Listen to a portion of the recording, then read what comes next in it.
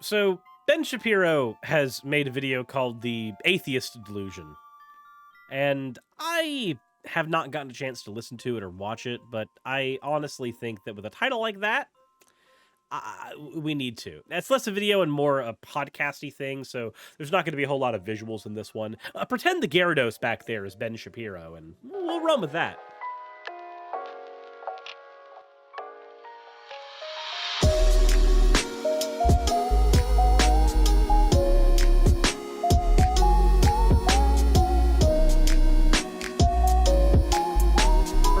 From Mathematical Cabbage, confused/concerned cat girl Matt Powell.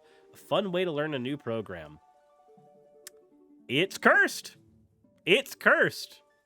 Why is cat girl Matt Powell hot? Get it away from me.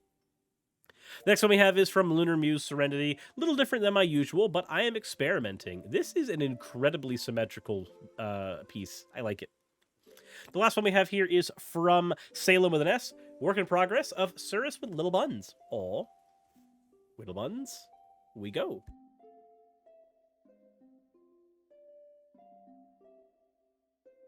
Said Gyarados is better than Ben Shapiro by a significant margin. Well, you can't imagine Ben Shapiro as a Magikarp going, I swear to God, hypothetically speaking, for the sake of argument, if I were to evolve right now, would I bite your head off? You can't imagine that? Because I can. As always, everyone, if you want your fan art to be shown in a future video, and I thank you for those who have submitted your fan art, please consider dropping your fan art into the fan art section of the Discord. With that said, if you haven't hit the like button or subscribed already, please consider doing so, and even check out the Patreon if you haven't already. With that said, debunked the Atheist Delusion.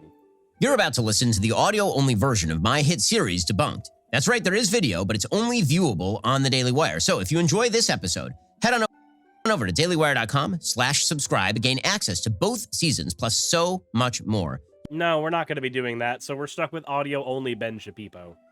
So, come on, Use promo Gyarados. code DEBUNKED for 20% off. When you do anything in life... Wait, no, you've... no! Damn it! He plugged! He plugged, that means we have to do it. Ben Shapiro, have you considered instead going to ddlgplayground.com? You can use my coupon code Suris to get 10% off literally anything there. I'm saying that because if you like my content, then, you know, you can go pleasure yourself with something from the store, and it'll be great for you. But if you don't like it, then, I don't know, go find something there to go fuck yourself with and plug your mouth and your ass. But use my coupon code. Just because you hate me doesn't mean you need to spend more money. That'd be dumb, right? Axolotls of Cream, thank you for the owl. Owl. Maybe if he goes there, his wife will finally get wet. Jeebus. There is one way to do it, and then maybe there's a smarter way to do it. You might already be investing in cryptocurrency, but did you know you can trade Bitcoin, Ethereum, and over 80 Oh my God. Stop with the plugs. paperwork? Alto makes investing in crypto and an alternative investment opportunity. So here's the thing. You're paying way too much for gas. Oh my God. Download the free Upside app. Use promo code Shapiro. That is promo code Shapiro. Again, how many plugs is he gonna do? I mean, I'm not upset with doing too many plugs because, like, I watch Illuminati and Blair does 3 plugs a video. But just why? Stop. here's a great way. Download that Upside Down or more on... There we go. Listen, there's no way to blame people who don't believe in God because they've experienced enormous amounts of personal pain. God is apart from human beings, and if we understood the mind of God, then we would be like God in his totality, which we are not. That does not mean that you're not feeling the pain that you are feeling. It doesn't mean you don't have a right to feel angry at God. But understand that the struggle with God is a part of religion itself. Being a religious believer is the consistent struggle with the logic of the universe, and that seems to me a deeper and more fulfilling struggle than simply pretending the universe has no meaning at all. Well, nobody's saying the universe has no meaning at all. Wait, hold on. Does Ben believe that atheists just pretend the universe has no meaning? Also, it is a dumb struggle. Like, there's things that seem to be very obvious to people who are not God.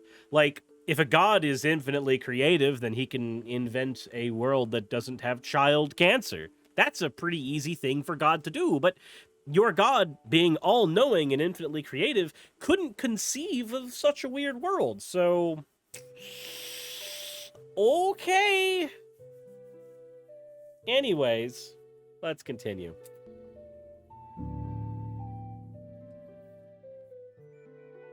God, according to atheists, is an unnecessary hypothesis. The universe just is. We just are. There's no reason to search for a creator, to posit that he cares about us, to suggest that there is some higher power that bridges the gap from what is to how things ought to be. Not necessarily. So, here's the thing. There are plenty of atheists who are okay with pursuing those questions, pursuing those mysteries. They just believe, like I believe, that when you say that you've got it right, you're wrong. You say, there's a God. I say, can you prove that? You say no. I say, I don't believe you then. Atheism is more than mere agnosticism, which suggests that it is impossible to know whether God exists. No, that's not what agnosticism suggests. Holy feckin' shit. Okay, so agnosticism is the functional middle ground. It's the suspension of belief. An agnostic might say that it's impossible to know, but that is not necessarily agnosticism. If we're talking about pure philosophical definitions, then agnosticism is merely the suspension of belief. And atheism is, yes, the positive assertion that God does not exist, in philosophical terms. Now, there are more colloquial terms of atheism that are used by a great majority of people, and most people who I talk to tend to lean on that definition of atheism. Not necessarily that atheism is a positive claim that God does not exist, but that atheism itself is the suspension of disbelief, or the suspension of belief. Whichever side of that conversation you fall on, I stopped caring a long time ago. I did videos on that ages ago, and I don't give a shit anymore. More about it in the comment section. Talk about my definitions of atheist. I don't care. By that definition of agnosticism, many religious people are agnostic.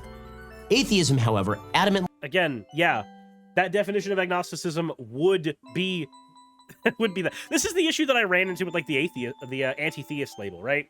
So for a long time, I used the anti-theist label for myself to describe me as somebody who was anti-religious harm. But by that logic, a lot of religious people who are theistic were also anti-theists. And that didn't work out too terribly well for really anyone. But okay, let's continue. Opposes the idea of a God who stands behind nature. You scorn churches and the concept of God. Are these accurate criticisms? Yes. Atheism often claims Depends on who you're talking to. that religion corrupts mankind, If you want to make good people do wicked things, you'll need religion. that the notion of a God blinds I disagree with Hitchens on that, actually. I disagree wholeheartedly. I think you can get good people to do wicked things without religion. Because Hitchens, and this is where you're going to get the atheist content creator going against Hitchens a lot in this video. Hitchens' assumption and assertion that religion is actually the factor there, I disagree. Authoritarianism and ideology are the issues there.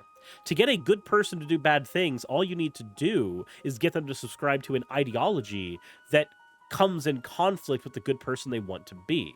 A person might not be a racist, but if they have been convinced that it just so happens that despite there being no difference between them, a white person, and someone else, a black person, but that black person is necessarily part of an invasive force, they might not see that individual black person as a problem. But they'll no less end up engaging in racist behavior towards them. This individual person may not be a bad person, but they're going to start making decisions that make it seem like they are a bad person. They're going to start making harmful decisions. The ideology was what was required there. Religion necessarily has ideology baked into authoritarianism, depending on which religion we're talking about. But again, this is more evidence to my point and less to Hitchens. Oh no, I find myself arguing against Hitchens in a Ben Shapiro video. Whatever will we do? men to the truths around them, that science is directly opposed to the idea of a creator. Do you give them an A at least for trying to reconcile faith and reason? I don't think they're reconcilable. None of these things are true. I have to agree with Ben Shapiro here. People of faith can be just as reasonable, just as scientific, just as analytical as someone who does not hold to a religion. This is the idea of methodological naturalism. The idea that you can have a compartmentalized, categorical belief in a deity, but then have a separate compartmentalized, categorical belief in science. The human brain can do both of these things. Compartmentalizing knowledge is a thing that we're able to do all the time. Plenty of people reconcile that. I hate that I'm agreeing with Ben here.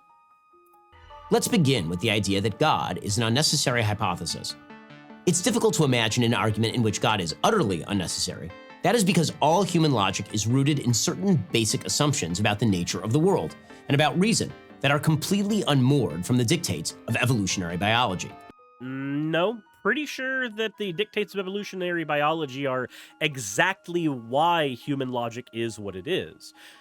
People who engaged in certain logical patterns necessarily had a higher proclivity for survival. Certain bits of pattern recognition had a higher chance of yielding more offspring because it was more likely for somebody to survive out in a savanna with lions and tigers and shit. Well, not tigers necessarily, but predators of varying types. Pattern recognition and logic that allowed you to identify which types of food were poisonous, which types of animals would kill you, which types of things you could eat, areas that it was safe to hunt and gather and sleep. Necessarily, evolutionary biology played a part in all of this because people who developed evolutionarily the ability to engage in that kind of pattern recognition are the ones who were more likely to survive going forward. Now, you might be thinking that I'm talking about a Lamarckian style of evolution where people got better and therefore ascended on the ladder, but that's not what I'm arguing for. What I'm arguing is that the ability to gain that pattern recognition, the genetic ability for it, because not all animals have it, is what allowed us to thrive. Now, whether every human being utilizes that thing that they're genetically predisposed to be able to do is entirely on them. First, we make claims of objective truth, truth that exists independent of human minds. How does such truth exist? Based on the dictates of evolutionary biology, our ability to comprehend a truth should really be no more than our ability to think whatever is most evolutionarily beneficial for us and our genetic descendants. Well, yeah, that's exactly what it is, Ben. Here's the thing. It is beneficial to us for survival to have the type 1 thinking, the pattern recognition that says that the bush rustling is probably an animal that's going to attack me. That necessarily will lead to you having more offspring because you'll survive longer to do it. But then when you start forming a society, there are certain types of type 2 thinking that start to spring up more. The ability to think about something further than that. Well, what else could that bush be? It's shaking. That might be a tiger. It might be a lion. It might be a gazelle I can hunt. Who knows? I have no way of knowing what possibly could be in that bush. What we find is that depending on the area that you're in, it may be more beneficial for you to have a proclivity for the type 1 thinking, the more reactionary survivalist instinct, but it also might be better for you to have the secondary thinking where you go, well, actually, that might just be a child in there, and chucking a spear into the middle of the bush might not be a good idea because I might just kill the neighbor's kid. Turns out, evolution literally dictates our ability to engage in these types of thinking because the brain is just as much a piece of the human body as anything else. But we don't believe that we think 2 + 2 = 4 because it's evolutionarily beneficial. We believe 2 + 2 = 4 always and everywhere because it's true. No, we don't believe it because it's true. We believe it because it works. Whether or not it's true, we have no way to actually prove. And I'm dead serious. Mathematics is a thing that, whether you believe we created it or discovered it or what have you, it is a thing that we operate with more than anything. We don't believe it because it's true. We believe it because it's useful and it works. Math allows us to build stronger structures, which increases our rate of survivability, especially in places where we are living alongside other people. It allows us to easier divvy out resources amongst people. Turns out that looking at a cluster of coconuts and trying to figure out where the coconut should be divvied up between the group is easier to do when you can accurately look at the amount of coconuts and say, that's 15 coconuts. I have 14 people. We have one to spare in case someone gets sick. Also, 2 plus 2 is almost a non-existent principle in different base forms of math, or different base forms of numbers. So, there's that. And that bespeaks a truth beyond the merely material. Second, we make claims with regard to morality. But what is morality without a baseline assumption that human beings have inherent worth? Yeah, that's called an axiom. Axioms are unprovable. That's fine. That's a component of axiomatic thought. That's if you knew anything about how philosophy works, Ben, and I know you do, because I know you have degrees in this shit, then you know that this is literally just the application of an axiom. That brute fact, that blunt belief, that base foundational value, that's an axiom. You can't prove your axioms, but you don't have to. That's what they're there for. BVVT, thank you very much for redeeming. And Arara, you fucking degen. I feel like I need to not be sober to comprehend Benny's bullshit. You know, axioms are just statements that are regarded as being established, accepted, or self-evidently true. They are not things that necessarily have to be proven. They are regarded as self-evident. So if we are in a society of humans and we accept that we have some level of sentience and sapience, then we would accept that human beings have some form of value, if not just to each other. That's an axiom. And there's nothing wrong with it not being provable. Nobody cares if an axiom is not provable, except for people who haven't engaged in philosophy long enough to know why the fuck it doesn't need to be. Even utilitarian philosophies, the attempt to ignore moral right and wrong in favor of consequentialist outcomes, the greatest good for the greatest number, for example, has to assume something about what makes an outcome good or bad. The needs of the many outweigh the needs of the few. You can't determine the greatest good for the greatest number without determining the greatest good. And that has moral premises that have... Okay, if I have some cake and everybody at my party is hungry, and I can either eat the cake myself, or I can divvy out the cake to as many people as possible. This is pretty simple, Ben. This is very, very simple. See, here's the thing. What Ben's doing is he's trying to say that a consequentialist does not have the ability to measure the consequences of an action, but they can.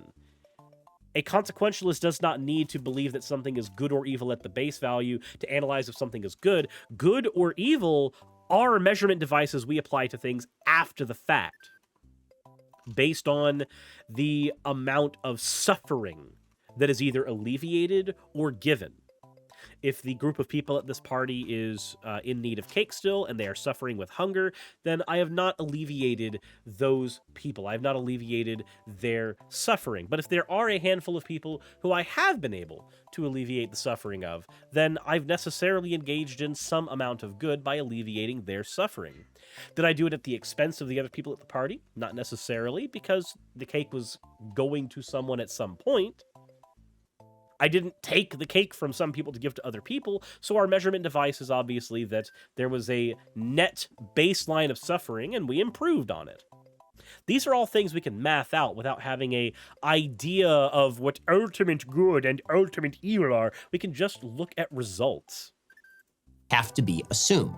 The belief in any moral oughts require us to believe unprovable truths that must descend from outside ourselves. No. It's just axioms, Ben. It's just axioms. You can just make a statement axiomatically. That's how axioms work, Ben. Third, we live as though we believe in choice, as though we are capable of making decisions in some way based on our own will. What in materialism would allow for such choice? How? Brains, Ben. Brains. Brains. Brains allow for choice, Ben. Brains. Brains, Ben. Brains! It's just brains, Ben! That's all you need for the choice, Ben! A brain! What in materialism allows for choice? A brain!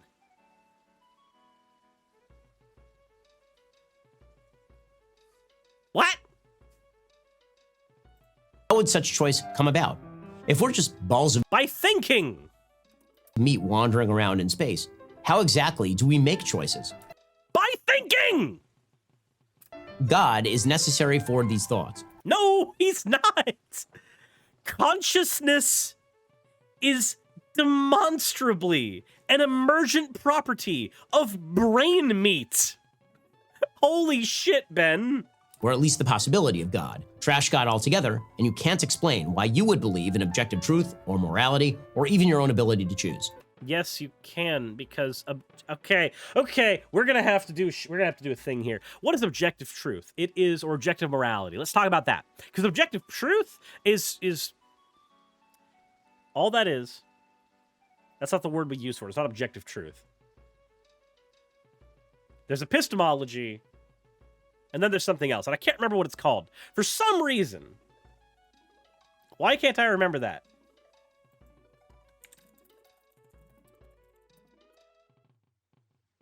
Ontology, that's what it is. Ontology. Anyways, I'm going to listen to Ben one more time. I'm sorry for the repeat, guys. I'm sick. My brain's not all the way here. Do we make choices? God is necessary for these thoughts, or at least the possibility of God. Trash God altogether, and you can't explain why you would believe in objective truth or morality or even your own ability to choose. Okay, so objective morality. If any of you have actually read the Stanford Encyclopedia of Philosophy on morality, you know that there's a lot more than just objective and subjective morality. There's a bunch of different ones. There's error theory. There's anti-realism. There's a whole bunch of shit. But let's talk about objectivism. Okay, what is objective morality? It is quite literally morality based off of an object. That sounds like it means nothing, but let's give an example right now.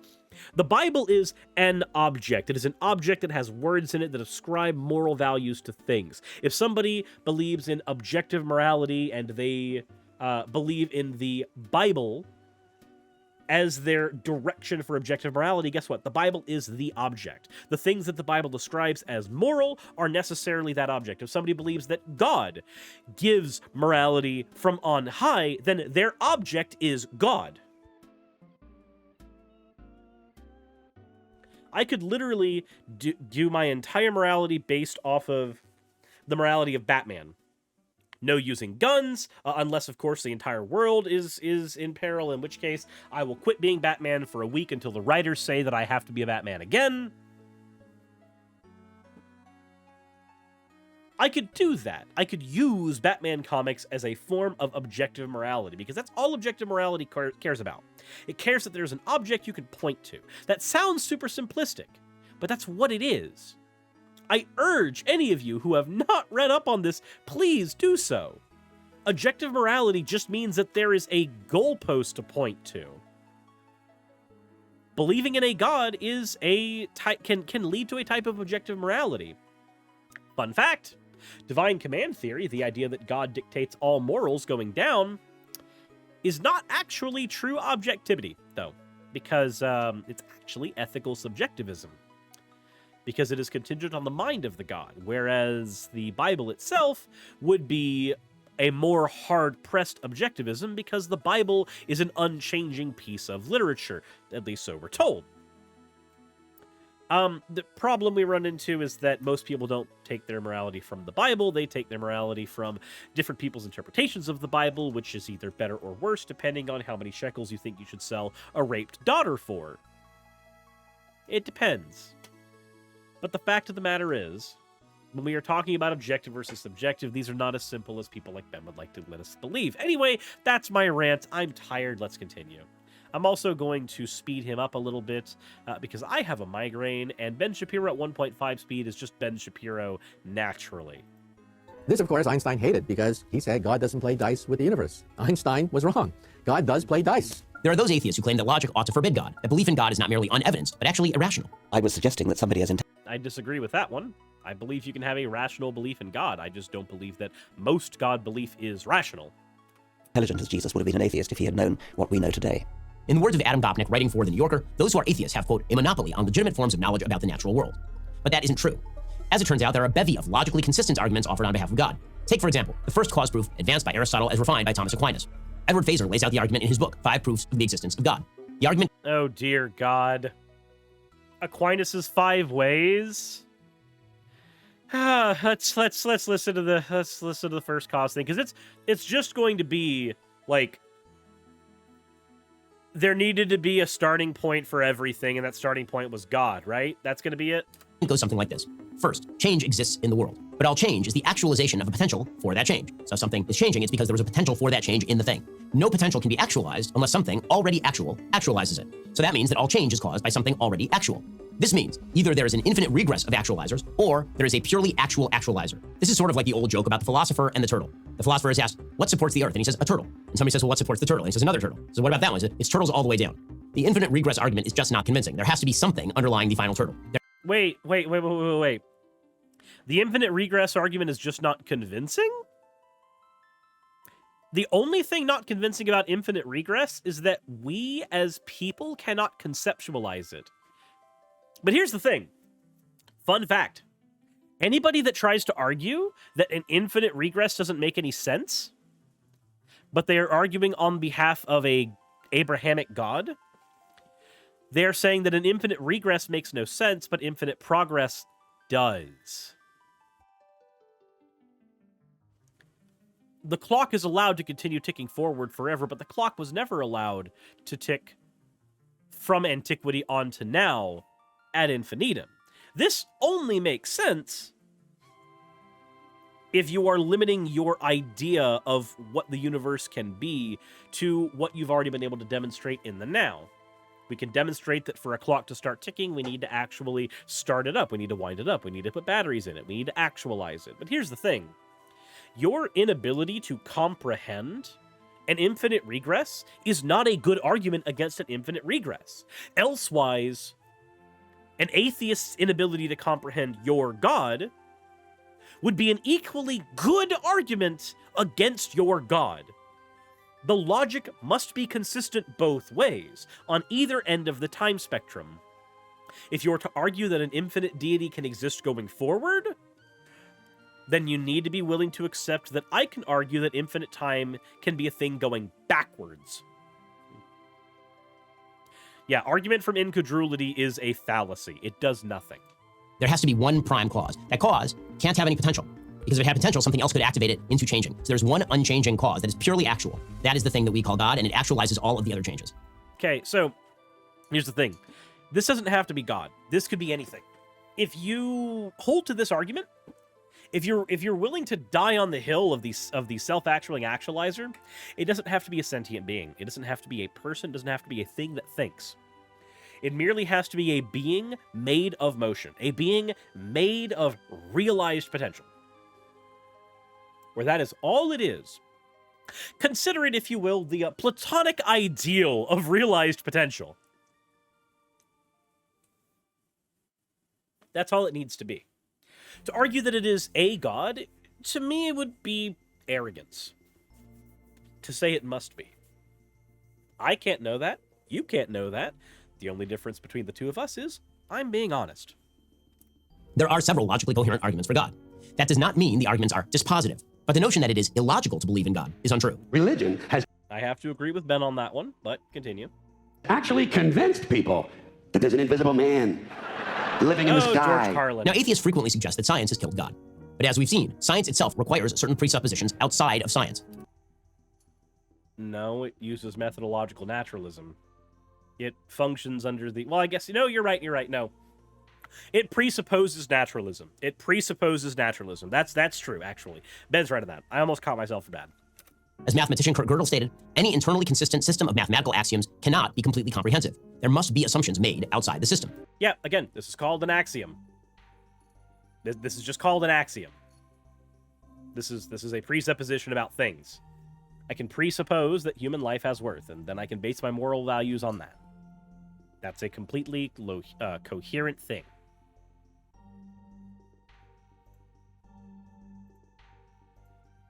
Atheists claim that the evolutionary process relieved the need for God. After all, if God wasn't directing the process of the creation of human beings in the literalistic interpretation of the biblical creation story, who needed God? The problem, of course, is that evolution is an extraordinarily complex process that does not forestall the possibility of a directing hand. Stephen Meyer, an intelligent designer. This one is also true.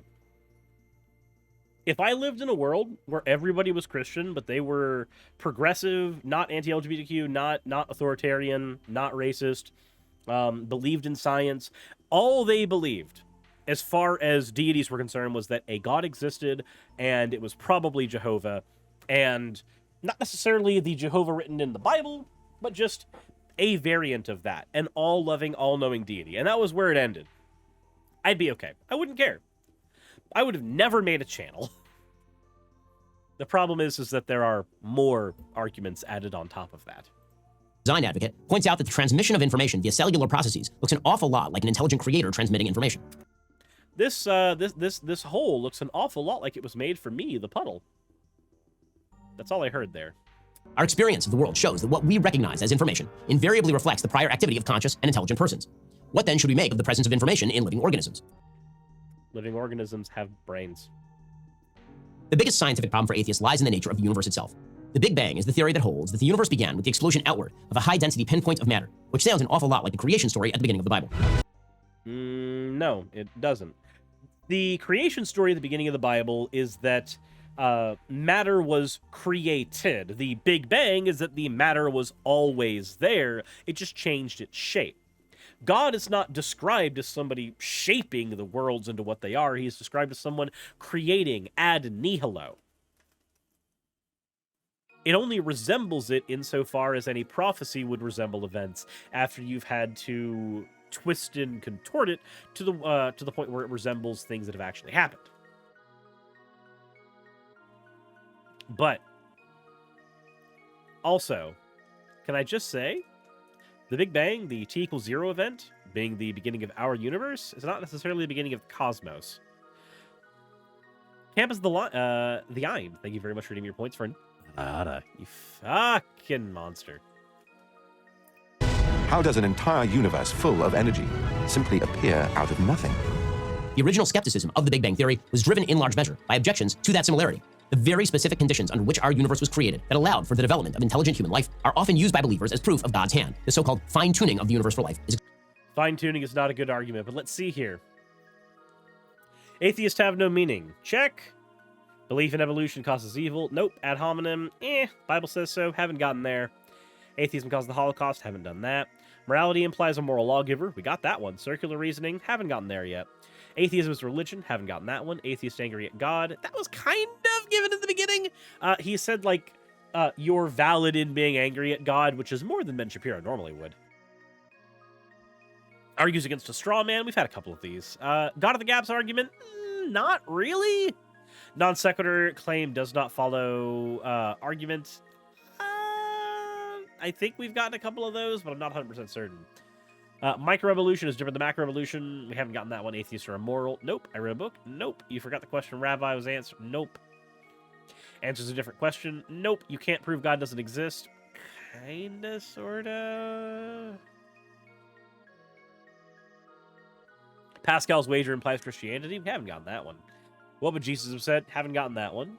It's true because it would be bad if it weren't. Nope. That's an argument for consequentialism. Nature has a purpose, therefore God. Kind of, sort of, we had that. False dichotomy. I don't think we've had that. Anyways, let's go back to Shabibi. I hate this window and window. Extraordinary. If, for example, the strength of the Big Bang had differed by 1 part in 10 to the 60th power, the universe just would not exist the way that it does right now. If the deistic God thought all that through. So I love this point. If the Big Bang had been different, the universe would have been different. Yeah, no shit, Sherlock. Who cares? Then the people in that universe would be having a different conversation, or the same conversation.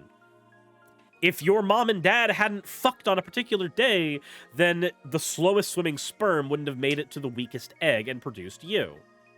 Nobody cares. If things had been different, the future would have been different. Yep, congratulations. You figured out time travel. Who cares? And set up the laws of physics, then he would have to be damn clever. Atheists claim that just because you won the lottery doesn't mean that you won because somebody intended for you to win the lottery. Somebody had to win. But that doesn't answer the question. If you kept winning the lottery over and over and over and over again, billions of times, at some point, you might suppose that somebody was cheating. Not necessarily. So here's the thing. Did we really win the lottery merely by being able to be alive? I don't think so. It's not really enough to just say, hey, you won the lottery a billion times, when you look at the world and go, well, hold on a second, then why am I suffering from sickness and disease right now? Why do I have to live in a world that has that? That doesn't make any sense to me. Did I really win the lottery a billion times? Like, it happens to be that when you say, I won the lottery a billions of times, but if you look at all of biology, somebody was going to win that lottery potentially, or they might not have. In either case, who cares? It doesn't mean anything to make an argument that it was unlikely that you would come about. You can raise that unlikeliness number ad infinitum, and it doesn't get us anywhere. Then there's the question of human consciousness. Why are we conscious? Right now, nobody knows the answers. Scientists have presented many theories about it, but none... Why are we conscious? Because it is better for our survival to be. It was better for our survival to be able to have consciousness, to be able to form societies. That is how consciousness works.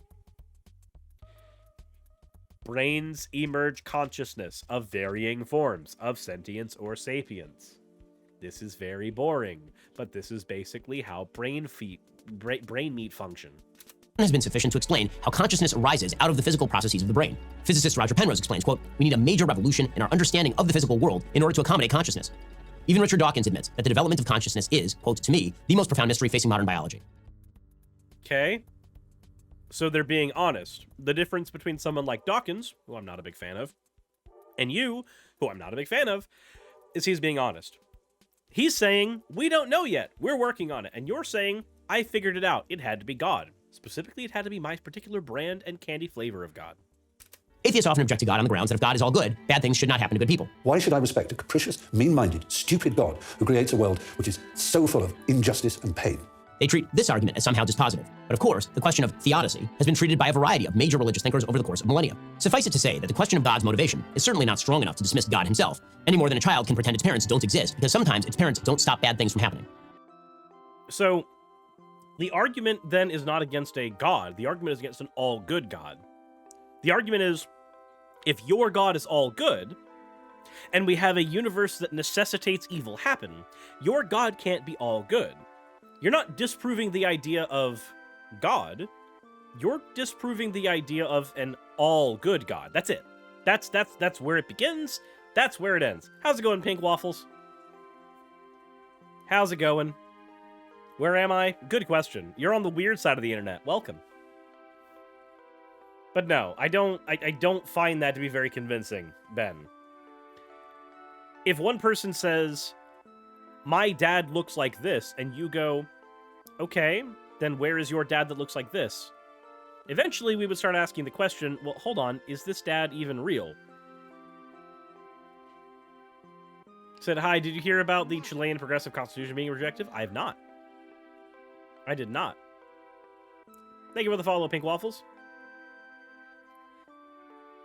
If I tell you that a thing exists, and I can't demonstrate the thing, and there's logical evidence that the thing does not exist in the way that I said it did, you might not be able to say that, say, I don't have a dad, but you might be able to say that the dad as I describe him does not exist. That's what most atheists are doing here. They don't believe in a God in general, but they very specifically don't believe in your version of a deity. Atheists commonly turn to the sins of believers to explain why they oppose belief in God. This is a key point from people like Sam Harris or Richard Dawkins. If religion is good, why are religious believers often so bad? And that's why religion is evil, because it can make you do evil things, believing that they are good. Of course, one could ask this about any philosophy. I have to agree with Ben here. Like I said earlier, any ideology can turn somebody bad.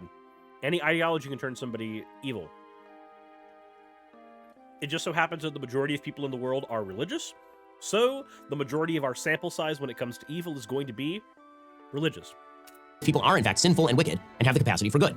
The question is whether there is a philosophical connection between the religion and what its purported believers do. And more deeply, how are we supposed to judge whether the religion is promoting something morally good or evil without another frame of moral reference? And herein lies the deepest problem of atheism. It cannot establish a moral framework. There is no way to bridge the gap between what is and what ought to be.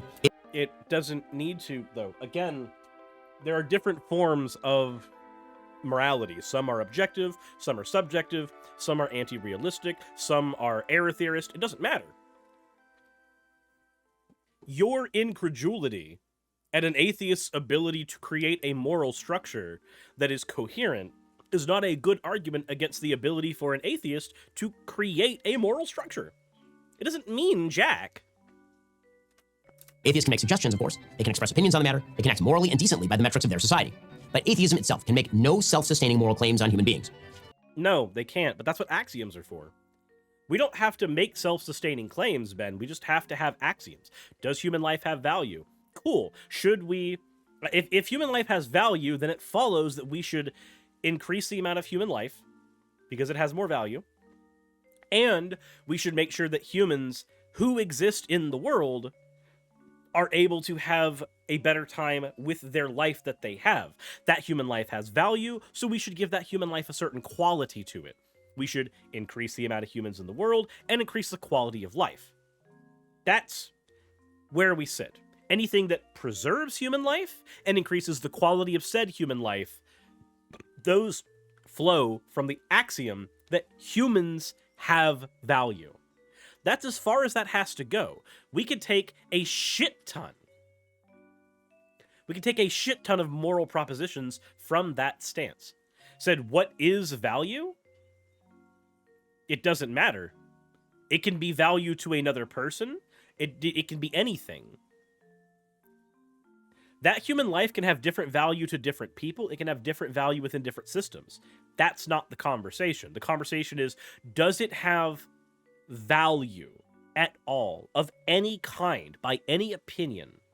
If so, then everything else follows. We can disagree on the particular value of it, be it monetarily, be it circumstantially, be it legally. We can do all of that. But as long as we agree that it has value, we can have conversations from that point on. The specifics on the amount, I believe, are largely unquantifiable, but that's also not a problem for me.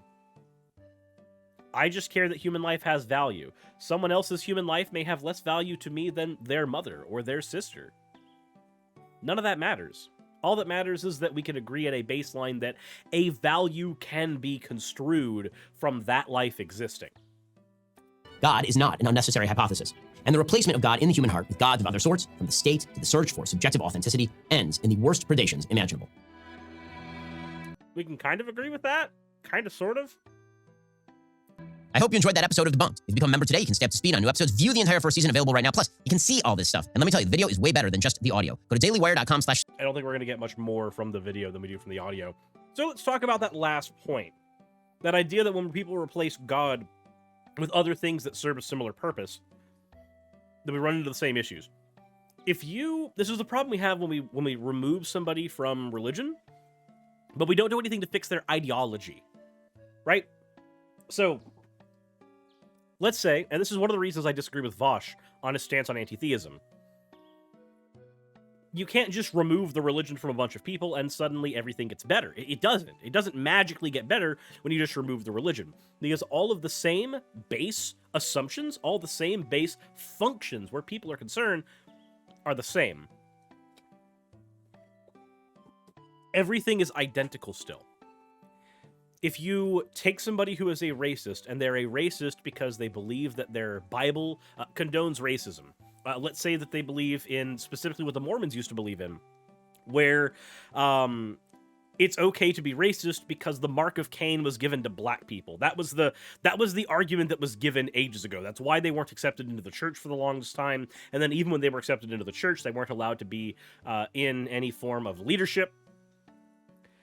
If you take that person and just strip Mormonism from them, all of the habits, like all the racist habits they had, they're still there. They might not have a good reason to substantiate why they're a racist, but guess what? Most racists don't have a reason to substantiate their racism. It just is a thing that needs to be handled separately. That's why I found that it's more important to talk about the individual moral quandaries with people than their religion. There are assholes like Atheism is Unstoppable, who have proven, beyond a shadow of a doubt, you can be an atheist and an absolute fustercluck of a terrible human being.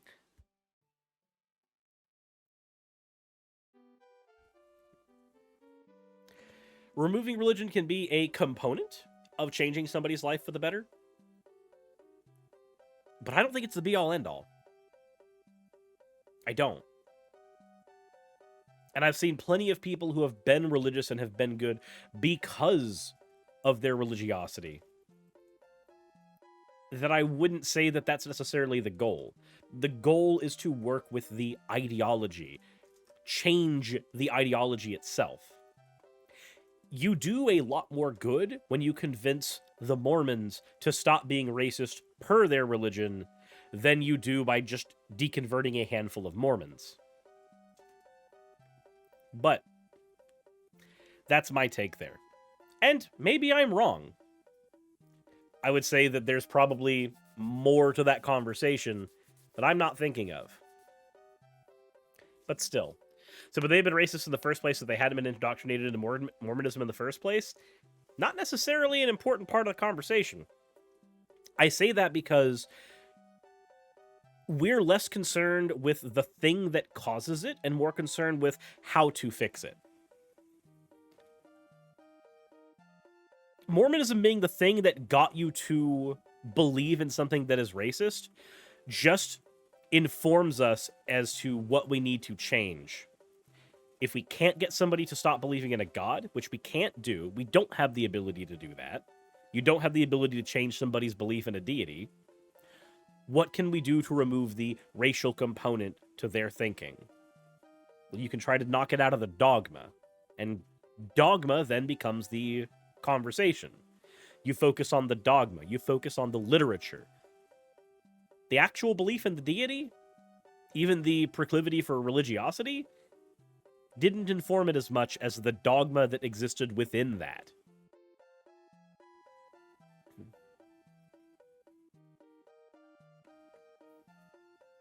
Like, we can't get, I'm gonna go to bed. See you, Pandora Squill. Like, we can't create a world where religiosity doesn't exist anymore. I don't think that's possible. So it's better for us to focus on ways to improve the world we have through plurality. I don't care if everybody around me magically stops being religious. That's not going to fundamentally change the world in the ways I need. It's going to change the different books that people hide behind for their anti-LGBTQ beliefs or their racism, but it's not going to change them from being anti-LGBTQ or racist. It's just going to change the tactic that we have to use going forward. And maybe there's an argument to be made for it being easier or harder with or without that component.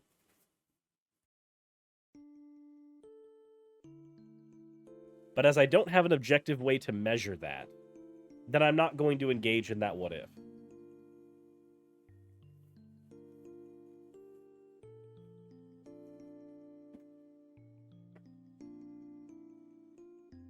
So, but I could be wrong.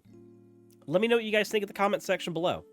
I'm sure there are people with more anti-theist proclivities in my audience that would disagree with me, and I'm sure there's people who are much more religious than others that I know who would disagree with me for other reasons. And maybe there's some people who will go, no, this makes sense.